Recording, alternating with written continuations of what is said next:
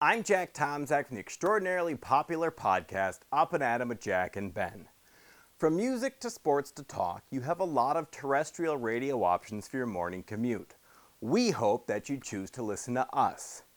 Let's take a listen to one of our radio competitors, and hopefully this will be the last time either of us will have to do this again. This is an excerpt from the Dumb Dumb and Chuckle show on program syndicator AM 1130. And relatively speaking, here in Minnesota it is, if you have the right ID. But you still have to have the right IDs. You still have to have the right things to be able to go vote. Yeah, so I'm confused because this is the first year that I'm old enough to vote, actually.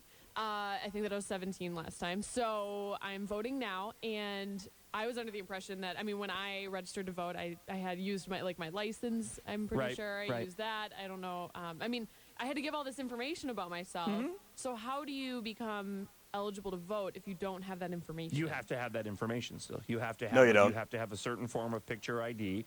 No, you don't. And then, I researched this because I haven't been able to register to vote. Sorry. So I know that when I go to vote tomorrow, I have to have my old license because I haven't got I have my new license, but I haven't got the actual ID yet. So I have my old license, plus I have the paperwork that says that I have a new Minnesota driver's license. Yep. And then I have to bring a secondary form of identification that has the address of where I live. So if you live in a place where you are given IDs, if you're here in the country illegally, then yes, there is a potential for you to go out there and vote. But this idea that an average person who's here in the country illegally, an illegal alien, can just go and randomly vote.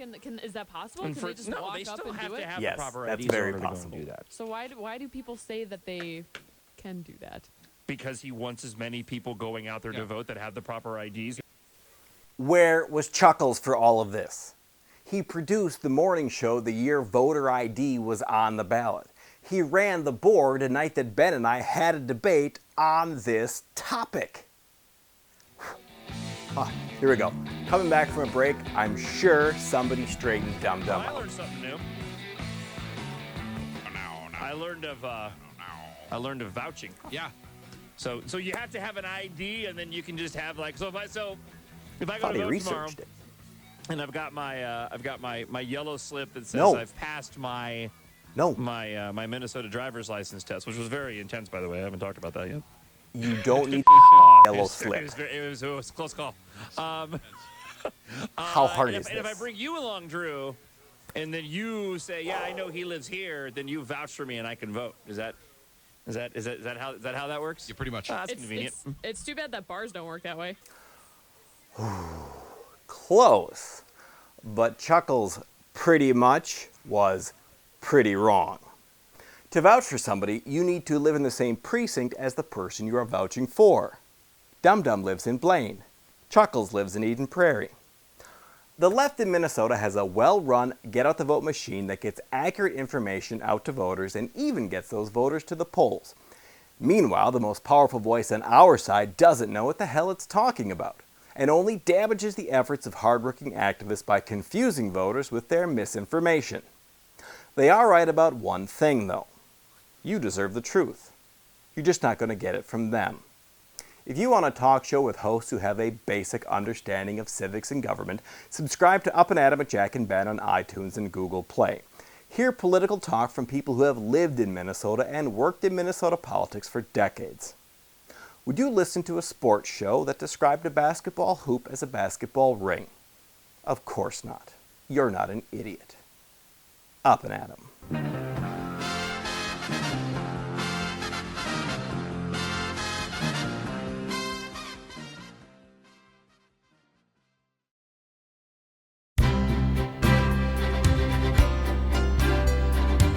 To learn more about civics and elections, the Library of Congress suggests these books. Popular Vote by Michelotto, The Day My Grandpa Voted by Stephen Ontfanowski, and House Mouse, Senate Mouse by Peter Barnes. These and many other interesting books are waiting for you in your local library or bookstore. Visit them. They'll be happy to help you read more about it.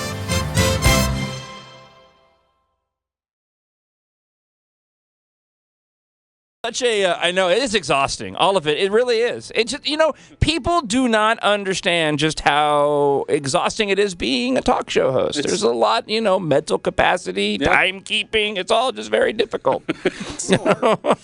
That's why they pay us the big bucks.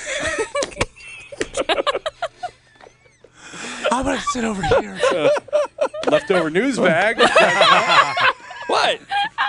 Nothing. I'm just saying. I'm just saying. We get paid what we're worth. That's what I'm saying. That's right. Yeah. Exactly. That's right. Exactly.